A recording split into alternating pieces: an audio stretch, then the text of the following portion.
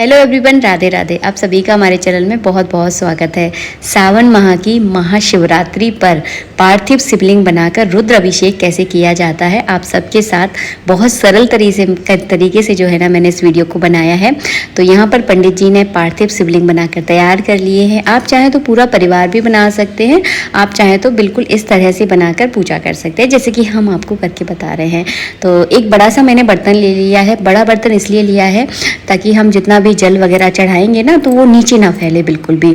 और जब भी आप पार्थिव शिवलिंग यानी मिट्टी के शिवलिंग बनाएं तो थोड़ा उनको ऊंचाई पर रखें, जैसे कि मैंने एक मार्बल के पत्थर के ऊपर उनको विराजमान किया है। उसके बाद सबसे पहले जलाएंगे हम पूजा में दीपक। यहाँ पर पंडित जी जो है ना रुद्र अभिषेक करने का तरीका आपको बताने वाले हैं। तो बहुत सरल तरीके का ये वीडियो होने वाला है। अगर आप कल महाशिवरात्रि पर अगर पूजा करना चाहते हैं इस विधि से तो वीडियो को पूरा ध्यान से देखिएगा, आपको बहुत सरल तरीका इस वीडियो में दिखने वाला है।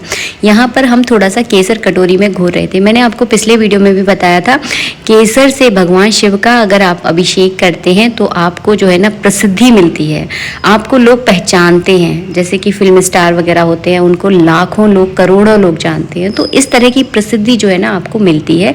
अगर आप किसी ऐसी फील्ड में हैं, अगर ऐसी फील्ड में नहीं भी हैं तो जिस फील्ड से आप हैं वहाँ पर भी जो है ना आपको लोग जानेंगे, पहचानेंगे। तो केसर से अभिषेक करने से जो है ना आपको ये फ़ायदा होता है। वैसे तो अलग अलग चीज़ों से अभिषेक किया जाता है, मैंने आपको डिटेल में हर एक वीडियो में कुछ ना कुछ मैं बताती हूँ, तो आप मुझे हमेशा फॉलो कीजिएगा, आपको पता चलता रहेगा।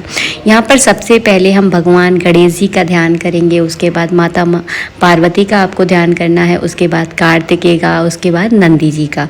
तो पूरे परिवार का आपको ध्यान करना है और सबसे लास्ट में भगवान शिव का आपको ध्यान करना है। अगर आपने पूरा परिवार बनाया है तो बहुत अच्छी बात है। अगर पूरा परिवार नहीं भी बनाया है तब भी जो है ना सबके नाम के चावल जो है ना इस तरह से आपको छोड़ने हैं, जैसे कि मैंने आपको क्रम बताया था वीडियो में। तो सबके नाम के चावल छोड़कर सबके नाम का जो है ना मैंने मन में ध्यान किया है। यहाँ पर मेरा बेटा जो है ना पूजा कर रहा है और सबके नाम के चावल जो है ना इस तरह से चढ़ा दिए हैं। जब पार्थिव शिवलिंग की हम पूजा करते हैं तो सबके नाम का ध्यान करना बहुत ज़्यादा ज़रूरी है। इसके बाद आपको गंगा जल से भगवान शिवलिंग पर जो है ना स्नान करवाना है। तो 4 बार आपको जल चढ़ाना है जैसे कि मैंने आपको वीडियो में दिखाया। इसके बाद कच्चा दूध, दही, घी, शक्कर, शहद, इन 5 चीज़ों से जो है ना भगवान को स्नान करवाया जाता है। आप चाहें तो अलग अलग करवा सकते हैं, आप चाहें तो इकट्ठा पंचामृत बनाकर भी स्नान करवा सकते हैं। इसके बाद हमने यहाँ पर केसर वाला जल लिया है। आप सबको केसर वाला जल याद होगा, अभी थोड़ी देर पहले ही मैंने आपको बताया। तो इससे जो है ना हमने भगवान को स्नान करवा दिया है। अगर आपकी कोई विशेष मनोकामना है, जैसे कि अगर आप लक्ष्मी प्राप्त करना चाहते हैं तो गन्ने के जूस से अभिषेक करें। अगर आपके घर में कोई बीमारी है तो आप जो गिलोय के जल से जो है ना अभिषेक करवाएं। तो अलग अलग मनोकामना के लिए जो है ना अलग अलग चीज़ों से स्नान करवाया जाता है। अगर हार्ट संबंधी दिक्कत है तो आप मौसमी के जूस से अभिषेक करें भगवान का, तो ऐसे किया जाता है। जब भी हम भगवान का रुद्र अभिषेक करते हैं तो उससे पहले भगवान का सूक्ष्म पूजन किया जाता है। तो यहाँ पर चंदन लगा दिया है, थोड़े से चावल चढ़ा दिए हैं और आपको एक बेलपत्र लेना है। बेलपत्र के ऊपर आपको इस तरह से चंदन लगा देना है और चंदन लगाकर शिवलिंग के ऊपर उल्टा करके बेलपत्र आपको रख देना है। जैसे कि पेड़ की छाया होती है ना, वो छाया जो है ना शिवलिंग के ऊपर आपको करनी होती है। तो 1 या 2 बेलपत्र आप इस तरह से चढ़ा दीजिए। यहाँ पर जो है ना मेरे बेटू ने फूल भी चढ़ा दिए। अगर आपको कन्हेर के फूल मिल जाते हैं तो भगवान शिवलिंग पर आप ज़रूर चढ़ाएं, बहुत लाभकारी होते हैं। मैं एक आपको पारंपरिक तरीका बता रही हूँ जैसे कि भगवान शिव का अभिषेक किया जाता है।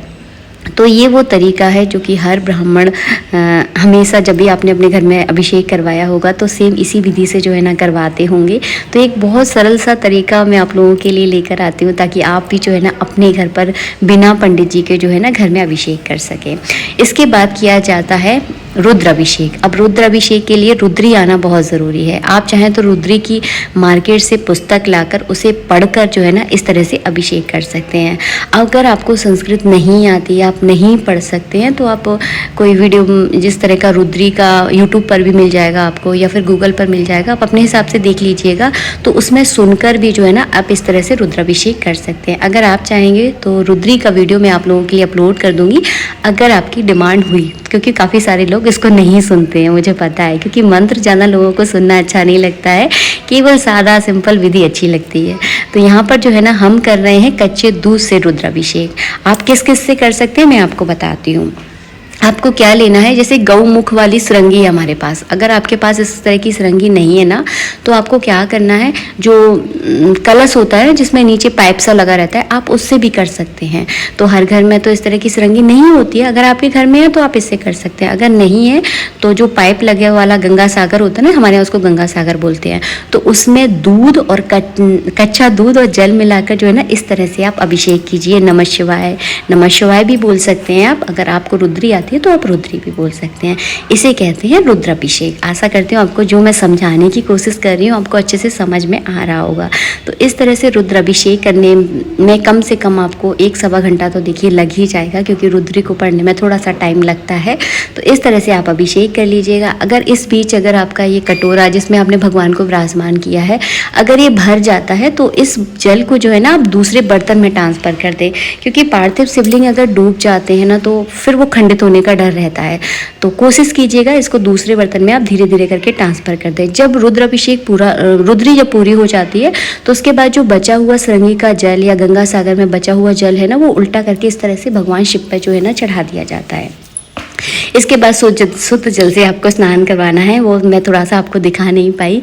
इसके बाद जो है ना कलावा रूपी आपको वस्त्र अर्पित करवाना है, जनेऊ पहनाना है भगवान शिव के बाद चंदन लगाना है। और ये पूजा आप अपने पूरे परिवार के साथ मिलजुल कर सकते हैं, जैसे कि हमारा परिवार भी मिलजुल कर ही सभी लोग जो है ना साथ में पूजा कर रहे हैं। तो साथ में पूजा करने का जो आनंद होता है, ये आप जब आप करोगे ना तब आपको एहसास होगा।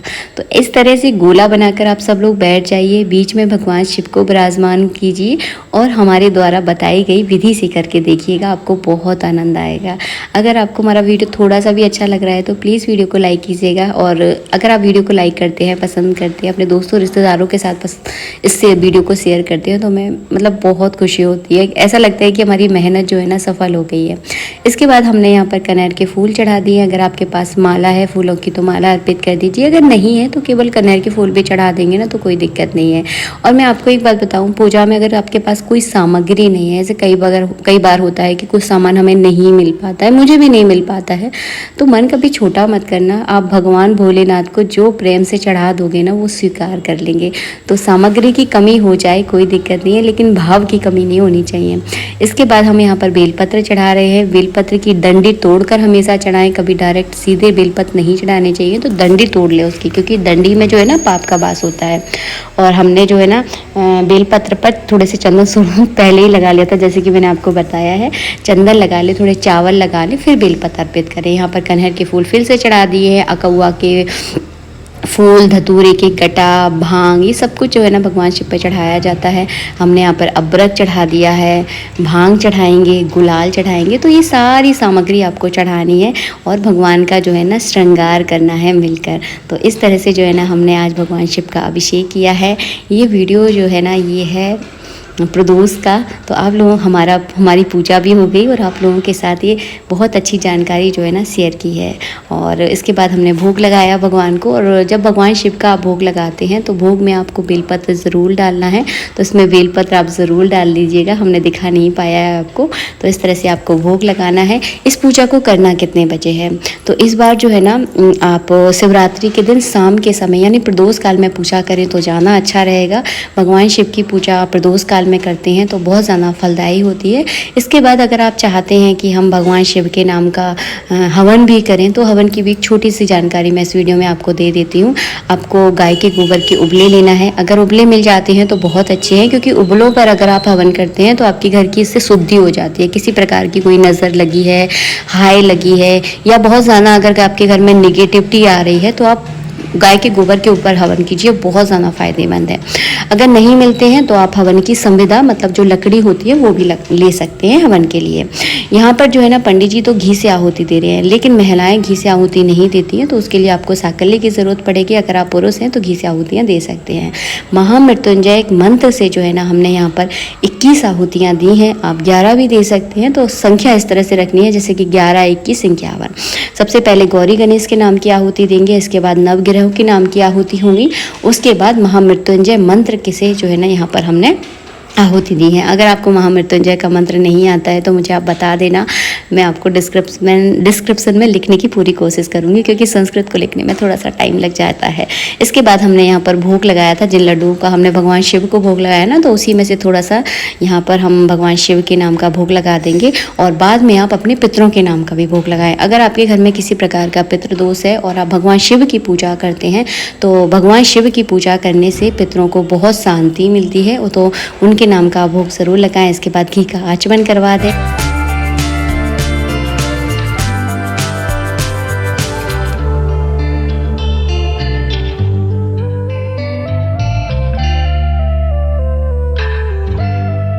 हवन करने के पश्चात करनी है आपको आरती की तैयारी। तो हमने यहाँ पर मिलकर की है आरती की तैयारी।